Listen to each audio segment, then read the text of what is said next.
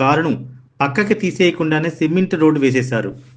ఇప్పుడు ఈ వార్త సోషల్ మీడియాలో హల్చల్ చేస్తుంది.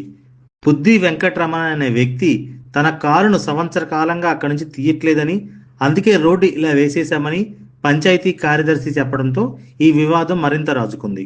దీనిపై మీరేమంటారో కామెంట్ రూపంలో తెలియజేయండి.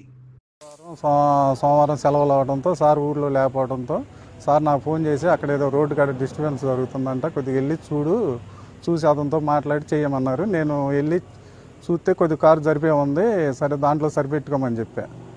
సరే కాదు, కొద్దిగా ముందు టైర్ కొద్దిగా జరిపితే రోడ్డు పడిద్ది, ఆ రోడ్డు అంటే నేను అతని దగ్గరికి వెళ్ళాను. రెండోసారి మాట్లాడా, అన్న కొద్దిగా ముందు టైర్ కదిలిస్తే రోడ్డు పడిద్దంట కొద్దిగా అన్న అంటే, లేదన్న ఇప్పటికే 2 అడుగులు జరిపాను నేను జరపను, కార్ టచ్ అయితే మట్టి ఊరుకోను అని అన్నాడు. ఇంకా అక్కడి నుంచి వచ్చేసాను అన్న, ఆయన ఊరుకోలే.